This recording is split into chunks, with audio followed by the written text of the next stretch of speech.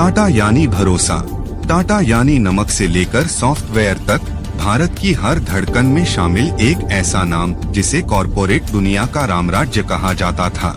लेकिन क्या पर्दे के पीछे इस साम्राज्य की नींव भी दरकने लगी है? नमक में आया यह कड़वापन कहां से आ रहा है, जब समूह के मालिक ही एक दूसरे के खिलाफ खड़े हो गए हैं? हम खंगालेंगे उस अंदरूनी कलह की परतें जिसने देश के सबसे बड़े कारोबारी घराने को हिलाकर रख दिया है। टाटा के मालिकों की लड़ाई की असली वजह आइए विस्तार से जानते हैं। सत्ता का केंद्र टाटा ट्रस्ट्स बनाम शेयरधारक। टाटा समूह के विवाद को समझने के लिए सबसे पहले इसकी अनूठी स्वामित्व ओनरशिप संरचना को समझना जरूरी है। यह किसी सामान्य कंपनी की तरह नहीं है जहां सबसे बड़े शेयरधारक को ही मालिक माना जाता है। टाटा ट्रस्ट्स अदृश्य मालिक टाटा सन्स, जो पूरे टाटा समूह की होल्डिंग कंपनी है, उसमें लगभग 66% हिस्सेदारी टाटा ट्रस्ट्स के पास है। ये ट्रस्ट्स लाभ कमाने वाली संस्थाएं नहीं हैं। इनका मुख्य उद्देश्य परोपकार फिलैंथ्रोपी है।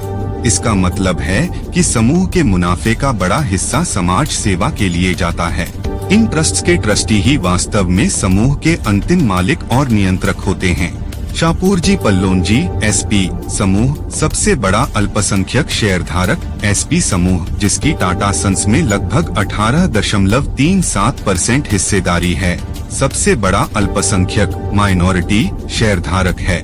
यह परिवार लंबे समय से समूह का हिस्सा रहा है। विवाद की जड़, असली टकराव यहीं से शुरू होता है। ट्रस्ट्स अपनी 66% हिस्सेदारी के कारण कंपनी की दिशा और बड़े फैसलों पर वीटो पावर रखते हैं। एसपी समूह का आरोप है कि ट्रस्ट्स इस वीटो पावर का इस्तेमाल व्यावसायिक फैसलों कमर्शियल डिसीजंस में भी करते हैं, जिससे अल्पसंख्यक शेयरधारकों के हित प्रभावित होते हैं। साइरस मिस्त्री विवाद से शुरू हुई दरार, द साइरस मिस्त्री फॉलआउट। यह वह निर्णायक क्षण था जिसने अंदरूनी कलह को कानूनी लड़ाई में बदल दिया। अचानक बर्खास्तगी, एब्रप्ट रिमूवल। 2016 में एसपी परिवार से आए चेयरमैन साइरस मिस्त्री को अचानक पद से हटा दिया गया।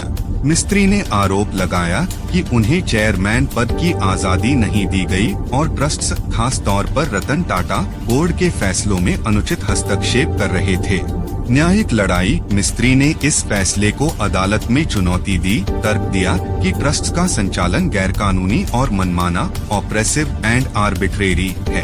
परिणाम, कानूनी लड़ाई अंततः सुप्रीम कोर्ट तक गई, जहां ट्रस्ट्स के पक्ष में फैसला आया।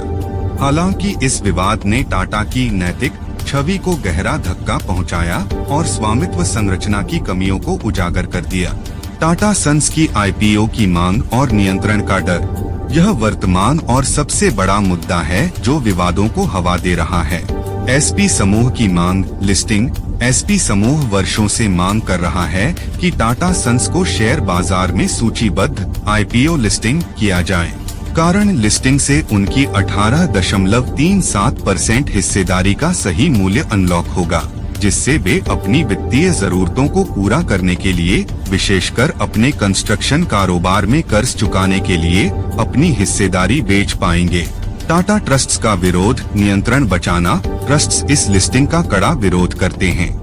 कारण, उन्हें डर है कि एक बार कंपनी सूचीबद्ध हो गई तो वीटो पावर पर खतरा। नए सार्वजनिक शेयरधारकों के आने से ट्रस्ट्स की निर्विरोध वीटो पावर खत्म हो सकती है। नियंत्रण में कमी। कंपनी की निर्णय प्रक्रिया में बाहरी निवेशकों का दखल बढ़ जाएगा। परोपकारी लक्ष्य। ट्रस्ट्स का मानना है कि निजी कंपनी बने रहने से वे दीर्घकालिक, जोखिम भरे और परोपकारी लक्ष्यों पर ध्यान केंद्रित कर पाते हैं, जबकि सूचीबद्ध होने पर उन्हें हर तिमाही शेयरधारकों के दबाव में काम करना पड़ेगा। हालिया घटनाक्रम। आरबीआई के नए नियमों के तहत टाटा सन्स को upper layer NBFC, non banking financial company के रूप में वर्गीकृत किया गया है, जिसके कारण सितंबर 2025 तक उसका सूचीबद्ध होना अनिवार्य हो सकता है। यह डेडलाइन दोनों पक्षों पर दबाव बढ़ा रही है। 4 ट्रस्टियों के बीच टूटती सर्वसम्मति। Fissures in trust consensus.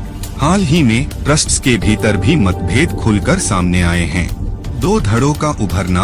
Trustee अब दो समूहों में बंटे दिख रहे हैं, एक चेयरमैन नोएल टाटा के प्रति वफादार और दूसरा समूह जिसमें मेहली मिस्त्री, एसपी परिवार से जुड़े और उनके समर्थक शामिल हैं।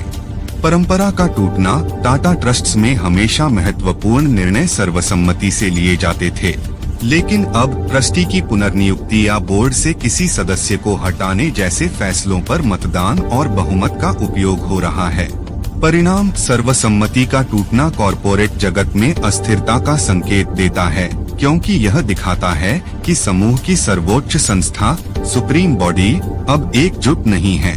संक्षेप में कहें तो टाटा समूह का यह विवाद केवल दो परिवारों की लड़ाई नहीं है। यह परोपकार बनाम पूंजीवाद, नियंत्रण बनाम पारदर्शिता और पारंपरिक नेतृत्व बनाम आधुनिक कॉरपोरेट गवर्नेंस के बीच चल रहे एक गहरे दार्शनिक संघर्ष का प्रतीक है। यही कारण है कि यह लड़ाई केवल बम्बई हाउस तक सीमित नहीं है, बल्कि देश की अर्थव्यवस्था और कॉरपोरेट जगत के लिए चिंता का विषय बन गई है।